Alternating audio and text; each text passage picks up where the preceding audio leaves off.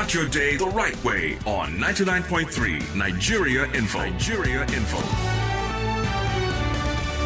Yes, we're back. 99.3 Nigeria Info. Lovely morning to you once again. If you are just tuning in, we're glad that you're here. Welcome to From the Front Pages. This is where we bring you headlines from the national dailies every weekday at about this time till sometime around 8 o'clock. Not 8 o'clock exactly, because we'll need to wrap up the show before 8, talking about this particular part of the morning Crossfire.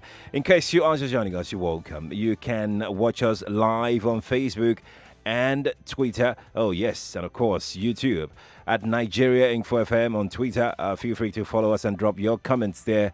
We'll be taking comments from you on any headline that jumps out at you as we go along on the program this morning. Feel free to also watch us on YouTube and Facebook. Nigeria Info 99.3 is what you should search for. That's if you're not following us on Facebook, and if you've not subscribed to our YouTube channel yet, please do that so you can be a part of the program this morning. Our WhatsApp line is also pretty much active. The WhatsApp line is 0809 597 5805. That is 0809 597 5805. I've got the papers already. I'm Sheriff Quadry. The Guardian is here this morning. Daily Trust newspaper is also here. Daily Independent, the Vanguard newspaper, the Punch, the Nation, as well as Daily Sun newspaper. These are the papers that we're looking at this morning on From the Front Pages. Like I said earlier, you'll be given the opportunity to share your thoughts on any of these headlines as we go along. Feel free to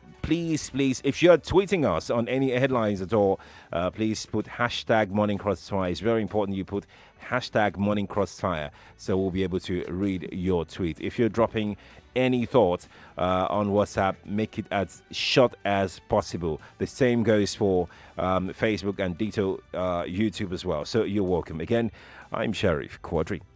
I'm Wemimo Adewuni. Good morning to you again. Leave us your comments. We would like to read from you. And we have various papers on the table today. The Guardian is here, our media partner, the Daily Trust. We also have the Daily Independent, as well as the Vanguard newspaper. Let's get on now. I will take this front page banner headline from the Punch newspaper. Kogi killings. We can be victims of poll violence. Senators. That's on the front page of the Punch newspaper. Kogi killings.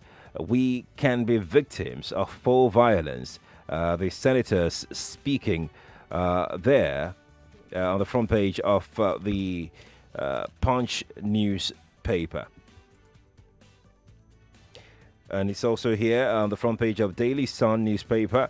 Kogi Guba, UN flays killing of PDP women leader rider as reps probe election violence. Daily Sun newspaper. Well, the story is still on board. Everyone talking about the killing of that female politician. Very sad story. Every time I think about it, I mean, I get the shivers. I mean, it's just... there's a similar story on the Vanguard. Election violence, arrest, prosecute perpetrators. Senate is saying to security agencies. Well, I'm not sure that we need to remind them. They need to prosecute because that's their job. So we had over 30,000 policemen in both states. In one over 31,000, the other over 35. Thereabout. Almost 36,000 policemen. Yet we still had things like this happen. So the Senate is calling on security agencies to arrest and prosecute perpetrators. Unfortunately, when we read some of the headlines yesterday about this, some of the comments, people were saying they don't trust that those who were arrested by the police were actually the perpetrators. We need to be sure that there is a thorough investigation done on this and be sure that we have the right culprits serve the right and appropriate punishment under the law. You know what actually disturbs me is the fact that the Senate is planning to put up a new bill to stop violence during elections, and I'm wondering, crime, violence, electoral violence. How would a bill stop violence? Electoral violence. That's electoral violence perpetrators must be punished under the law. So here is my concern. Don't we already have laws? If you commit a crime is a crime. Whether during elections or after elections or pre-elections, a crime is a crime.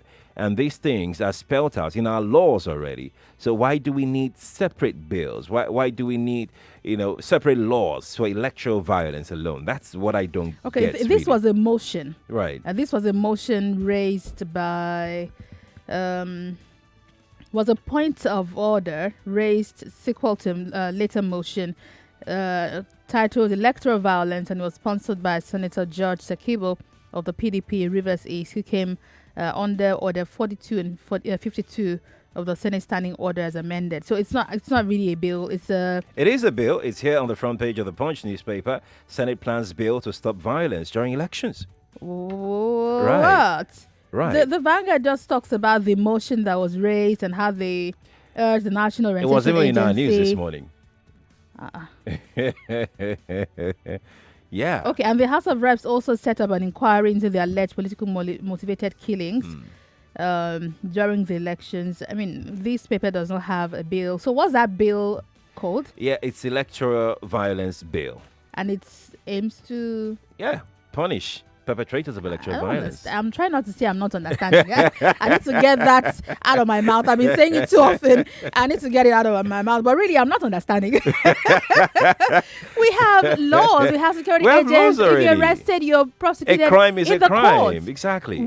Oh, seriously. I don't understand, really. I really don't understand. The police should be called to come and answer as against setting up bills for electoral violence.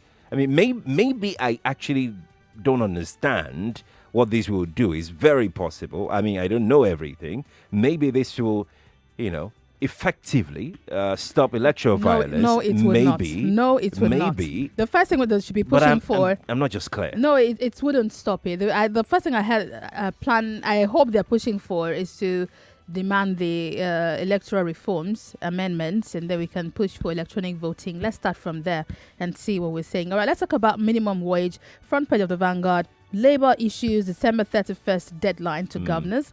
Labour issues December 31st as deadline to governors. This is on the front page of the Vanguard newspaper. Do you think they'll be able to meet up with this deadline? December 31st is just about a month away. To state governors, right? To state governors. Indeed. And we also know that the federal government has sent the template of the new salary adjustment to states, and states are saying, some of the states are saying they cannot pay. Although Lagos, Kaduna, and maybe Rivers, have said that they can go ahead and pay, the new minimum wage, as even the consequential adjustment of the minimum wage. As for other states who can't pay, I'm still wondering how, if it's okay to force them to pay when they've not even been able to pay. I mean, Kogi, for instance, they've not even the state government couldn't pay the initial 18,000 naira minimum wage. 30 month salary is being owed by the state government. And here we go again. The excuse of the governor wasn't that he couldn't pay. The excuse of the governor was that they needed to verify the people and then pay. Oh, Wemimo, but that's what he said. That's cock and bull. That's what he said before the election. So you're verifying your workers for 30 months? And the wife of the president also attested. It doesn't sound reasonable. The first lady also attested to this, that... Of course, they're campaigning. Which is why, if they have not denied that they are able to pay, then they should pay. That's a summary. 30 months to verify. Come on, who does that? And we talked about it election morning. How come people keep going to work without protesting, without downing tools, and you're not being paid for 30 months? Well, let's talk about the border also. The Vanguard has a story regarding this on the front page. Obasanjo backs Buhari on border closure, asks Benin to mend its ways. Nigeria is too big to be threatened by Benin, says Professor Lumumba, ex-Kenyan anti-graft czar, says borders can be open without being porous. You might want to read up more on this from the Vanguard newspaper. Indeed. Let's just take a quick comment or quick comments from our Facebook page. Bolawa Kimbami says, not my take. Short of a few panel beating, the social media bill is a necessary evil. The hate speech bill should be rejected hook, line, and sinker. Nephew Nuhu is saying good morning to us. Thank you. Good morning, on Facebook. Oh, okay. The homework I gave you guys. Yeah. Okay. Yeah. Well, I have extended it. I'm a nice class teacher, so your homework is extended. If you've not read it up, go read the details of the hate speech bill and the social media bill and understand it. Again, I added one more today in case you missed it, and that's for you to go read up on the pension laws for ex-governors and lawmakers, especially the speaker and deputy speaker. On Twitter, Theophilus Truth Hurts, that's quite a name, says, please tell Labour that a bag of rice is now 35,000. Is that true, guys? It says this is above the newly improved minimum wage. They should do something and stop blowing hot hair that hasn't solved anything. Is it true that a bag of rice is 35,000? I would really love to know. I can't confirm that. Let me read some from WhatsApp also. Wasiu here says, hi, Wemimo and Sheriff. On the woman who was killed in Kogi,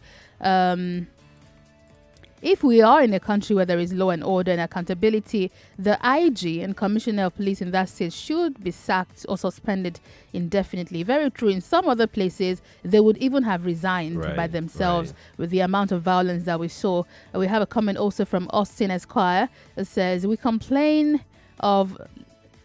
Oh, sorry about that. Okay, he's talking about having more time for this program. Okay. Oh, okay. Please pardon us. We're working on it. Next year it's going to be, pardon us. Yeah.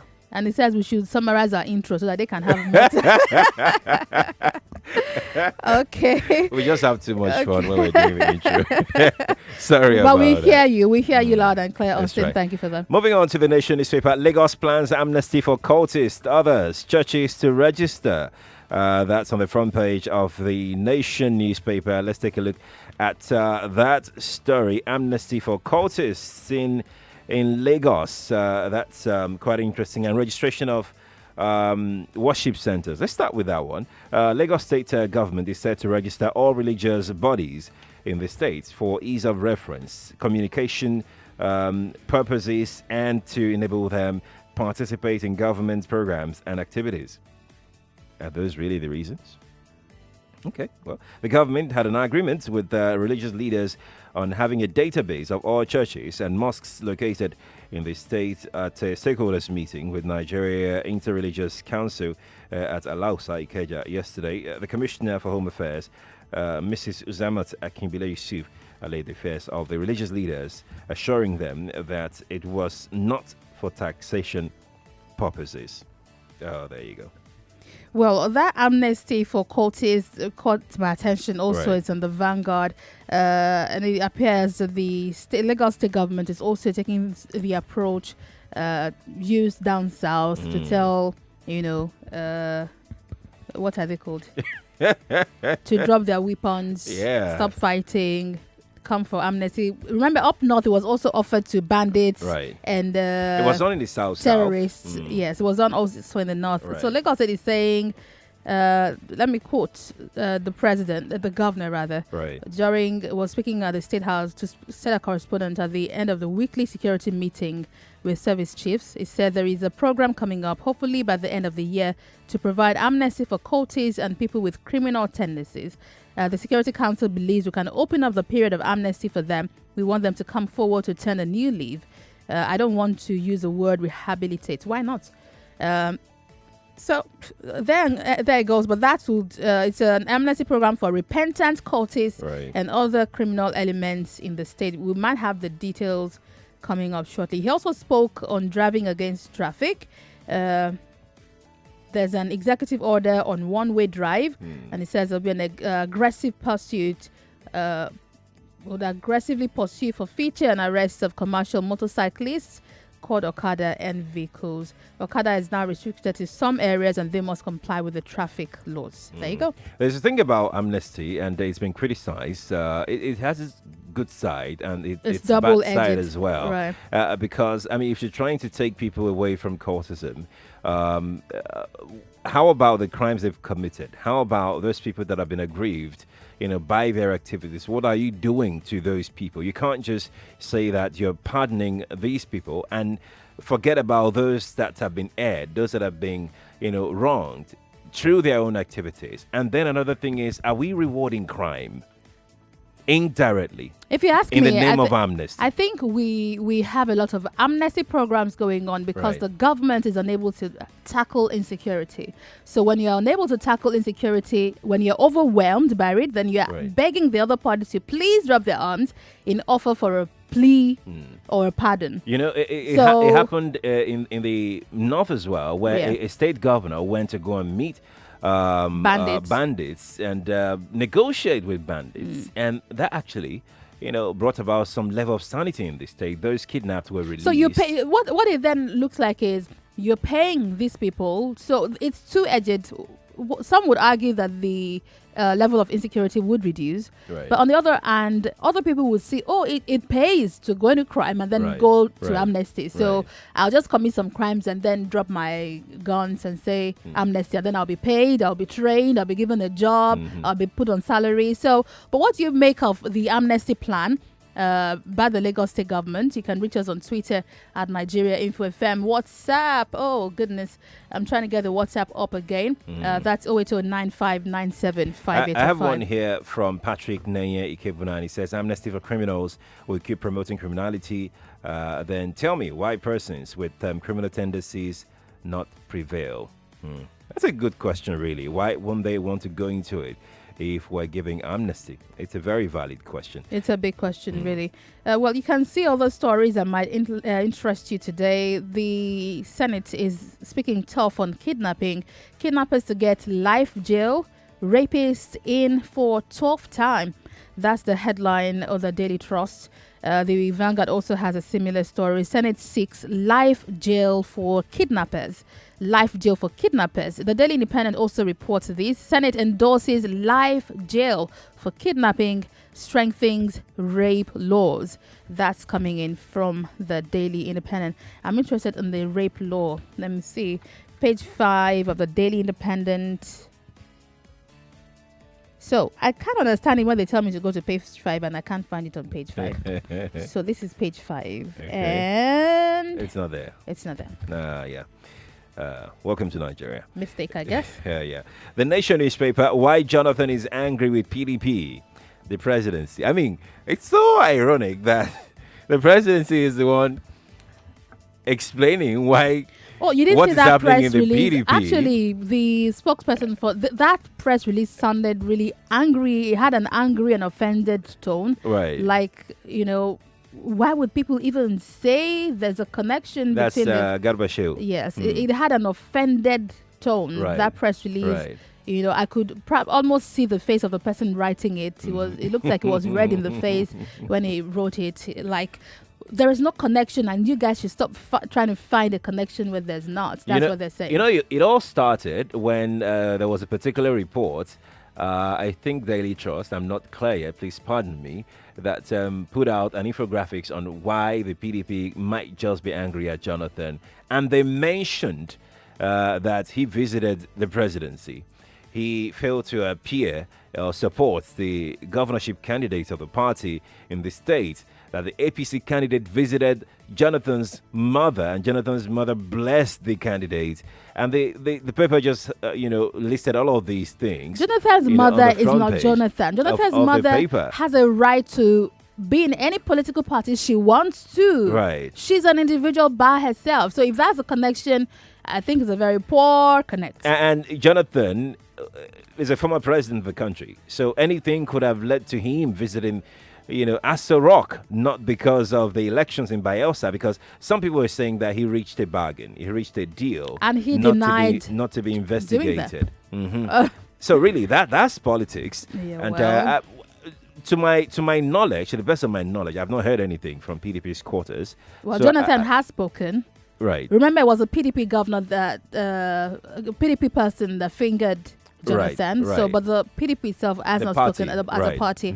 But former President Goodluck Jonathan also denied all of those allegations. Well, see another story here, and we talked about it on Cheetah this morning. Zamfara Assembly annuls law okaying pension for ex-governors, deputies, and speakers. This might just be the first state to do this, while other states are establishing more laws that gives more money, more pension. We need more states to follow through. to. We Right. need more states to do this. And we need the governor of Zamfara to assent to this bill. I actually think he will. We don't know until he I does. think they wouldn't have gone ahead without his consent. What do you mean? Yeah, because of the relationship between houses of assembly, and of course their Are governors. you saying our legislatures take I'm instructions from I am governors? not saying it's a fact. Wow, that got me in the corner. It's a fact. And I just don't know what to say. It's a fact. But I mean, we have about 20 other states or more that also have ridiculous pension allocations for ex-governors. You have to do it. I did a breakdown this morning Right. for you, and that's your third assignment for those who join us from 6 a.m. to go read up on this. If your states are involved, someone sent me a tweet. My state is involved, and I said it this morning. Lagos also has that law. The state, pension law. the ex-governor will have to pick a house of his choice, Either in Abuja or in Lagos. And Of his then, choice, so there's some 300% of their basic salary for Right. furniture, Right. some money for house help, some money for, and there's 100 million medical cap, and and so just go read about it. Someone sent me a tweet this morning and said, "Oh, now that Zamfara has done this, the media." And CSO should now push Right. for a change. Guys, stop pushing the buck to the Exactly. media and CSOs. There's a power of the people, and you voted those lawmakers there. They're Right. there representing Absolutely. you. If you don't Absolutely. like what's happening in your state, speak loudly against it. The media will do the bit. The CSOs are working hard, but we need the people to also Listen, be involved. let me even add this so that maybe you can be agitated enough to want to, defend your state. That is if you don't like it. If Some you people do- like it. Like I said this morning, some people like it. So Why would you like such a thing? Well, why wouldn't so you? Here is the thing. These same governors will probably get a national assignment, maybe become a minister, Or a and they will be senator. paid, or a senator, and they will still be getting all of these, or the perks of these offices, and you're there. Your state is still paying them all of these monies. The state is paying for their cooks, for their drivers, for the security, changing their cars. They have houses being maintained by the state. I mean, they're not in service to the state anymore, and they're still, using the states as ATM. a very interesting comment also on that chit chat this morning was someone saying, "What do you guys mean?" It was a message on WhatsApp. Let me see if I can still find it. It said I hope I can find it. Oh, here we go. It was a message sent in by Franklin from Agodo on WhatsApp. He said the wisdom behind pension for political office holders is to reduce the tendency to steal public funds when they're in office. Now that you're asking for it to be removed, that means they'll start paying themselves pension up front. So he's saying leave the laws just the way it is. Indeed. But we need to go now, guys. When we come back, we're talking about premature babies and infant mortality. that's It promises to be conversation. very, very engaging. As usual, we'll also love to hear from you. If you have had babies, if you had prem babies, or you want to know what to do to avoid having them and how to care for these children, join us just after the break. I'm Wemimo Adewuni. And I'm Sheriff Quadry.